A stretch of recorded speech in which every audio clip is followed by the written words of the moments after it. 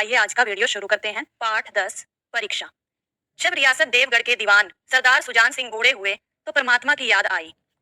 जाकर महाराज से विनय की कि दीन बंधु दास ने श्रीमान की सेवा 40 साल तक की है, अब मेरी अवस्था भी ढल गई, राजकाज संभालने की शक्ति नहीं रही, कहीं भूल चूक हो जाए तो बुढ़ापे में दाग लगे, सारी जिंदगी की नेक नामी मिट्टी में मिल जाए। तो देवगढ़ रियासत की बात हो रही है यहाँ पर। देवगढ़ रियासत के दीवान कौन थे? सरदार सुजान सिंह। तो अब उनकी उम्र जो है वो बढ़ती जा रही थी, जिस वजह से वो अपने पद को अब वहां के देवगढ़ के राजकाज को संभालने के योग्य नहीं रहे थे। तो वो महाराज से जाकर क्या करते हैं? विनती करते हैं, प्रार्थना करते हैं कि मैंने आपकी सेवा 40 वर्ष तक की है, तो अब मेरी अवस्था जो है वो ढल गई है, अर्थात मैं बूढ़ा होता जा रहा हूँ, बुजुर्ग होता जा रहा हूँ, तो अब मैं इस पद को नहीं संभाल सकता, और अगर कोई भूल चूक हो जाए मुझसे इस बुढ़ापे में, तो मैंने जो सेवा की है आपकी इस राज्य की, तो वो सब क्या है? मिट्टी में मिल जाएगी, अगर छोटी सी भी कोई गलती हो गई। राजा साहब अपने अनुभवशील नीति कुशल दीवान का बड़ा आदर करते थे। बहुत समझाया, लेकिन जब दीवान साहब न माना तो हार कर उनकी प्रार्थना स्वीकार कर ली, पर शर्त यह लगा दी कि रियासत के लिए नया दीवान आप ही को खोजना पड़ेगा। कि वो बहुत ही अनुभवशील थे, दीवान सुजान सिंह नीति कुशल थे, और राजा के भी महाराज के भी प्रिय थे। वो नहीं चाहते थे कि वो अपने पद से इस्तीफा दे। लेकिन जब वे नहीं माने तब महाराज ने क्या शर्त रखी कि जो नया दीवान है रियासत का, उसे आप ही खोजेंगे, आप ही ढूंढ कर लाएंगे। फिर क्या हुआ? दूसरे दिन देश के प्रसिद्ध पत्रों में यह विज्ञापन निकला कि देवगढ़ के लिए एक सुयोग्य दीवान की जरूरत है। जो सज्जन अपने को इस पद के योग्य समझे, वे वर्तमान सरकार सुजान सिंह की सेवा में उपस्थित हों। क्या विज्ञापन निकला? कि देवगढ़ के लिए एक नए दीवान की जरूरत है, जो हर तरह से योग्य हो, जो भी इस पद के लिए अपने आप को योग्य समझता है, वो किसकी सेवा में उपस्थित हो? सुजान सिंह की। ठीक है। यह जरूरी नहीं है कि वे ग्रेजुएट हो, जरूरी नहीं है कि वो इतना बहुत ही ज्यादा पढ़ा लिखा हो, ग्रेजुएट हो, मगर हष्ट पुष्ट होना आवश्यक है, लेकिन शरीर से स्वस्थ होना। ठीक है। हष्ट पुष्ट यानी कि शरीर से बिल्कुल स्वस्थ होना चाहिए। मंदाग्नि के मरीज को यहाँ तक कष्ट उठाने की कोई जरूरत नहीं। मंदाग्नि के मरीज यानी कि जिसका पाचन क्रिया जो है सही ना हो, कि ऐसा मतलब जिसको दिक्कत हो शरीर संबंधी किसी भी तरह की, उसे यहाँ तक आने की कोई जरूरत नहीं है। 1 महीने तक उम्मीदवारों के रहन सहन, जो भी उस पद के उम्मीदवार थे, उनके रहन सहन, खाने पीने, आचार विचार की देखभाल की जाएगी। विद्या का कम परंतु कर्तव्य का अधिक विचार किया जाएगा। उनकी विद्या को नहीं देखा जाएगा जितना कि उनकी बाकी चीजों को, कि वो कितने सही से इस पद को संभाल सकते हैं। जो महाशय इस परीक्षा में पूरे उतरेंगे, वे इस उच्च पद पर सुशोभित होंगे। कि जो भी महाशय यानी जो भी सज्जन जो है इस परीक्षा में सही उतरेंगे, पास होंगे, वही इस पद के लायक होंगे। इस विज्ञापन ने सारे मुल्क में तहलका मचा दिया। इस विज्ञापन ने सारे मुल्क यानी पूरे राज्य में तहलका मचा दिया। ऐसा ऊंचा पद और किसी प्रकार की कैद नहीं, केवल नसीब का खेल है। सैकड़ों आदमी अपना अपना भाग्य परखने के लिए चल खड़े हुए। देवगढ़ में नए नए और रंग बिरंगे मनुष्य दिखाई देने लगे, यानी कि इस पद के लिए काफी सारे उम्मीदवार आ गए। प्रत्येक रेलगाड़ी से उम्मीदवारों का एक मेला सा उतरता। कोई पंजाब से चला आता तो कोई मद्रास से, कोई नए फैशन का प्रेमी है तो कोई पुरानी सादगी पर मिटा हुआ। रंगीन इमामे, चोगे और नाना प्रकार के अंग रखे और कंटोप देवगढ़ में अपनी सज धज दिखाने लगे। मतलब कि तरह तरह के प्राणी आ गए उस पद के लिए। लेकिन सबसे विशेष संख्या ग्रेजुएटों की थी, जो पढ़े लिखे थे, क्योंकि सनद की कैद ना होने पर भी सनद से पर्दा तो ढका रहता है। सरदार सुजान सिंह ने इन महानुभावों के आदर सत्कार का बड़ा अच्छा प्रबंध कर दिया था। मतलब जो भी उम्मीदवार आए थे, सरदार सुजान सिंह ने उन सबके आदर सत्कार का बड़ा ही अच्छा इंतजाम किया। हर एक मनुष्य अपने जीवन को अपनी बुद्धि के अनुसार अच्छे रूप में दिखाने की कोशिश करता था। कहने का अर्थ है कि हर एक मनुष्य अपने जीवन को अपनी बुद्धि के अनुसार, मतलब कि अपने दिमाग के अनुसार, अपनी बुद्धि के अनुसार, कि चाहे वो अच्छे ना हो लेकिन खुद को अच्छा दिखा रहे थे। मिस्टर यहाँ पर एक उम्मीदवार को नाम दे दिया गया है कि मिस्टर 9 बजे दिन तक सोया करते थे, यानी कि 9 बजे तक सोया करते थे वो। और आजकल वे बगीचे में टहलते हुए उषा का दर्शन करते थे। कि 9 बजे सोते थे, लेकिन आजकल क्या हो रहा है? दिखावे के लिए वो क्या कर रहे हैं? सूरज के उगने से पहले ही उठ जाते हैं। मिस्टर द, स और ज से उनके घरों पर नौकरों की नाक में दम था। यानी कि जो उम्मीदवार नाम उनके दे दिए द, स, ज, फिर उन्होंने अपने नौकरों की नाक में दम कर रखा था। लेकिन आजकल क्या हो रहा है कि वे सज्जन आप और जनाब के बगैर नौकरों से बातचीत ही नहीं करते। मतलब इतने सज्जन हो गए हैं, नौकरों को आप कहकर बुला रहे हैं, जनाब कहकर बुला रहे हैं, और अपने घर में तू ता जो भी बोलते थे वो। ठीक है। मिस्टर ल को किताब से घृणा थी, किताब से नफरत थी, परंतु आजकल वे बड़े बड़े ग्रंथ देखने पढ़ने में डूबे रहते थे। जिससे बात कीजिए वह नम्रता और सदाचार का देवता बना मालूम देता था। लोग समझते थे कि 1 महीने का झंझट है, किसी तरह काट ले, कहीं कार्य सिद्ध हो गया तो कौन पूछता है। मतलब कि सब लोग जो है वो दिखावा कर रहे हैं, जैसे वो है वैसा नहीं दिखा रहे हैं, अच्छा बनने की कोशिश कर रहे हैं ताकि उन्हें ये पद मिले। सब ये सोच रहे थे सिर्फ 1 महीने की बात है, जैसे तैसे काट लेते हैं अच्छे इंसान बनकर, फिर जब हमें वो पद मिल जाएगा तो तब कौन पूछता है। लेकिन मनुष्यों का वह बूढ़ा जोहरी आड़ में बैठा हुआ देख रहा था कि इन बगुलों में हंस कहाँ छिपा हुआ है। तो मनुष्यों का वह बूढ़ा जोरी किसे कह रहे हैं? सरदार सुजान सिंह को। क्या? क्योंकि वो बहुत ही अनुभवी थे, उन्होंने बहुत सा अनुभव किया हुआ है अपने जीवन में। तो वो इन सभी बगुलों में से हंस को ढूंढ रहे हैं कि सबसे बेहतर कौन होगा इनमें। एक दिन नए फैशन वालों को सूझी कि आपस में हॉकी का खेल हो जाए। जो नए फैशन वालों का ग्रुप था, उन्हें क्या सूझा कि आपस में हॉकी का खेल हो जाए। यह प्रस्ताव हॉकी के मंजे हुए खिलाड़ियों ने पेश किया, जो हॉकी में बहुत ही परफेक्ट थे, निपुण थे। उन्होंने कहा, ये यह भी तो आखिर एक विद्या है, इसे क्यों छिपा रखें? संभव है कुछ हाथों की सफाई ही काम कर जाए। चलिए, तय हो गया। फील्ड बन गई, खेल शुरू हो गया और गेंद किसी दफ्तर के अप्रेंटिस की तरह ठोकरे खाने लगी। रियासत देवगढ़ में यह खेल बिल्कुल निराली बात थी।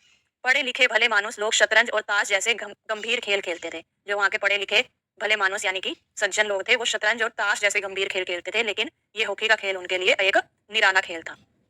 दौड़ कूद के खेल बच्चों के खेल समझे जाते थे। उनके लिए ये दौड़ कूद के खेल बच्चों के खेल थे। खेल बड़े उत्साह से जारी था। धावे के लोग जब गेंद को लेकर तेजी से उड़ते तो ऐसा जान पड़ता था कि कोई लहर बढ़ती चली आती है। लेकिन दूसरी ओर के खिलाड़ी इस बढ़ती हुई लहर को इस तरह रोक लेते थे कि मानो लोहे की दीवार है। संध्या तक यही धूम रही, शाम तक यही खेल चलता रहा। लोग पसीने से तर हो गए, खून की गर्मी आंख और चेहरे से झलक रही थी। हाफते हाफते बेदम हो गए, मतलब कि बिल्कुल हाफते हाफते थक गए। लेकिन हार जीत का निर्णय ना हो सका, लेकिन हार और जीत का फैसला नहीं हो सका। अंधेरा हो गया था। इस मैदान से जरा दूर हटकर एक नाला था, उस पर कोई पुल ना था। पथिकों को नाले में से चलकर आना पड़ता था। जो भी वहां आने जाने वाले लोग थे, उन्हें नाले में से चलकर आना पड़ता था, क्योंकि कोई पुल नहीं था। खेल अभी बंद ही हुआ था और खिलाड़ी लोग बड़े दम ले रहे थे, बैठे दम ले रहे थे कि एक किसान अनाज से भरी हुई गाड़ी लिए हुए उस नाले में आया। लेकिन कुछ तो नाले में कीचड़ था और कुछ उसकी चढ़ाई इतनी ऊंची थी कि गाड़ी ऊपर ना चढ़ सकती थी। वह कभी बैलों को ललकारता तो कभी पहियों को हाथ से ढकेलता, लेकिन बोझ अधिक था और बैल क्या थे, कमजोर। गाड़ी ऊपर को ना चढ़ती भी तो कुछ दूर चढ़कर फिर खिसक कर नीचे पहुंच जाती थी।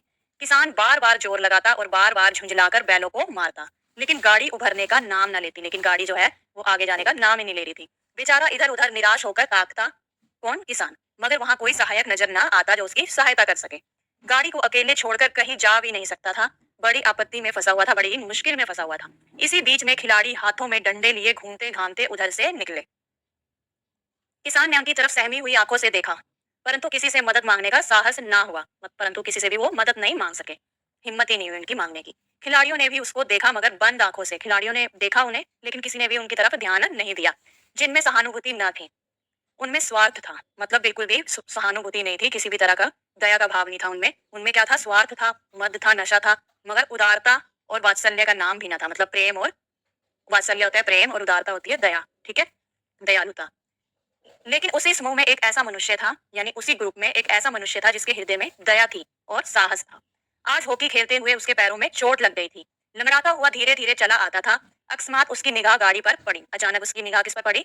नजर किस पर पड़ी? गाड़ी पर। ठिठक गया, वहीं रुक गया वो। उसे किसान की सूरत देखते ही सब बातें ज्ञात हो गई। किसान की हालत देखकर, उसकी शक्ल देखकर उसे सब कुछ पता लग गया। डंडा एक किनारे रख दिया उसने अपना और कोट उतार डाला और किसान के पास जाकर बोला, मैं तुम्हारी गाड़ी निकाल दूं? किसान ने देखा, एक गठे हुए बदन का लंबा आदमी सामने खड़ा है। झुक कर बोला, हुजूर मैं आपसे कैसे कहूँ? युवक ने कहा, मालूम होता है तुम यहाँ बड़ी देर से फंसे हो। अच्छा, तुम गाड़ी पर जाकर बैलों को साधो, मैं पहियों को ढकेलता हूँ, अभी गाड़ी ऊपर चढ़ जाती है। किसान गाड़ी पर जा बैठा। युवक ने पहिए को जोर लगाकर उकसाया। कीचड़ बहुत ज्यादा था, वह घुटने तक जमीन में गड़ गया। कि घुटने तक उसके पैर जो है वो जमीन में गड़ गए। किसके? युवक के। लेकिन हिम्मत ना हारी। लेकिन उसने हिम्मत नहीं हारी, उसने फिर जोर किया। उधर किसान ने बैलों को ललकारा, बैलों को सहारा मिला, हिम्मत बंध गई और उन्होंने कंधे झुकाकर एक बार जोर किया तो गाड़ी नाले के ऊपर थी। यानी बैलों ने भी जोर लगाया और जो गाड़ी है वो नाले से ऊपर चली गई।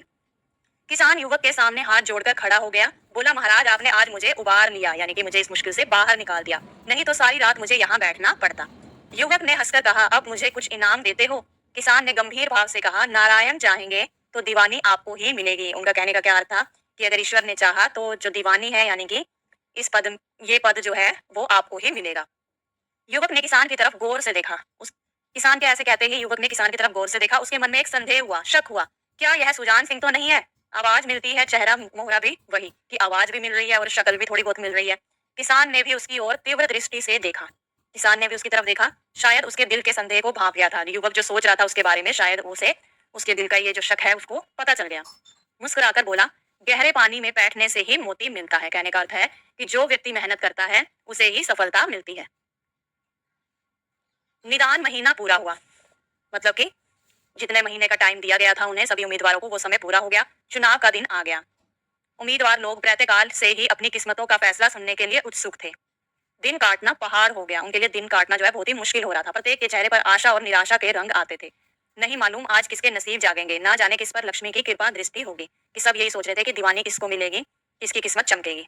संध्या समय राजा साहब का दरबार सजाया गया। शाम के समय राजा साहब के दरबार को अच्छे से सजाया गया। शहर के रईस और धनाढ्य लोग यानी धनवान लोग, राज्य के कर्मचारी, दरबारी, दीवानी के उम्मीदवारों का समूह सब रंग बिरंगे सज धज बनाए दरबार में आ विराजे। सभी दरबार में आ गए। उम्मीदवारों के कलेजे धड़क रहे थे। जब सरदार सुजान सिंह ने खड़े होकर कहा, मेरी दीवानी के उम्मीदवार महाशयों, मैंने आप लोगों को जो कष्ट दिया उसके लिए मुझे क्षमा कीजिए। इस पद के लिए ऐसे पुरुष की आवश्यकता थी जिसके हृदय में दया हो और साथ साथ आत्म बल यानी आंतरिक शक्ति हो जिसमें, ठीक है। हृदय वह जो उदार हो, आत्म बल वह जो आपत्ति का वीरता के साथ सामना कर सके। हृदय कैसा हो जिसका, दिल कैसा हो, उदार हो, दया हो जिसके दिल में, और आत्म बल वह जो मुश्किल का वीरता के साथ सामना करे। और इस रियासत के सौभाग्य से हमें ऐसा पुरुष मिल गया। ऐसे गुण वाले संसार में कम है और जो हैं वे कीर्ति और मान के शिखर पर बैठे हुए हैं। मतलब कि बहुत कम लोग होते हैं जिनमें ये गुण पाए जाते हैं, लेकिन जिनमें भी ये गुण होते हैं वो बहुत ही क्या होते हैं, उन्नति के शिखर पर होते हैं, यानी कि वो यश और सम्मान उन्हें मिलता है। उन तक हमारी पहुंच नहीं। मैं रियासत के पंडित जानकी नाथ शाह को दीवानी पाने पर बधाई देता है। तो उस उम्मीदवार का क्या नाम था जिसे दीवानी दी गई? पंडित जानकी नाथ शाह। रियासत के कर्मचारियों और रईसों ने जानकी नाथ की तरफ देखा। उम्मीदवार दल की आंखें उधर उठी, मगर उन आंखों में सत्कार था, इन आंखों में ईर्ष्या। यानी कि रियासत के जो कर्मचारी और रईस थे जिन्होंने जानकी नाथ की तरफ देखा, उनकी आंखों में उसके प्रति सत्कार था, और जो उम्मीदवार थे, जो बाकी के उम्मीदवार थे जिन्हें पद नहीं मिला, उनकी आंखों में जानकी नाथ के लिए ईर्ष्या थी कि इसे किस तरह मिल गया ये पद। सरदार साहब ने फिर फरमाया, आप लोगों को यह स्वीकार करने में कोई आपत्ति ना होगी कि जो पुरुष स्वयं जख्मी होकर भी एक गरीब किसान की भरी हुई गाड़ी को दलदल से निकाल कर नाले के ऊपर चढ़ा दे, यानी कि खुद उनके पैर में चोट लगी हुई थी हॉकी खेलते हुए, फिर भी उन्होंने उस गरीब किसान की भरी हुई गाड़ी को दलदल से, कीचड़ से बाहर निकाला और नाले के ऊपर चढ़ा दिया, तो उसके हृदय में साहस, आत्मबल और उदारता का वास है। ऐसा आदमी गरीबों को कभी ना सतावेगा। कि ऐसा मनुष्य जिसमें ये सभी गुण हो, वो कभी भी गरीबों को निराश नहीं करेगा, उन्हें सताएगा नहीं। उसका संकल्प दृढ़ है जो उसके चित्त को स्थिर रखेगा, यानी उसके चित्त यानी उसके हृदय को, मन को स्थिर रखेगा। वह चाहे धोखा खा जाए परंतु दया और धर्म से कभी ना हटेगा। तो ये थी प्रेमचंद जी की बहुत ही सुंदर रचना। अब यहाँ पर प्रेमचंद जी का एक छोटा सा परिचय दिया गया है, आइए इसे भी पढ़ते हैं। हिंदी के एक महान लेखक और कथा सम्राट के नाम से प्रसिद्ध प्रेमचंद का वास्तविक नाम धनपत राय था। उन्होंने समाज सुधार और राष्ट्रीय भावना से ओतप्रोत कई कहानियां और उपन्यास लिखे। उनकी अनेक कहानियां जैसे ईदगाह, बड़े भाई साहब, गुल्ली डंडा, दो बैलों की कथा आदि बड़ों और बच्चों के बीच बहुत पढ़ी और सराही गई है। और प्रेमचंद जी का यहाँ पर ये चित्र दिया गया है, और इनकी जन्म तिथि है 1880 और मृत्यु हुई इनकी 1936 में। तो इनका जीवन काल 1880 से लेकर 1936 तक रहा।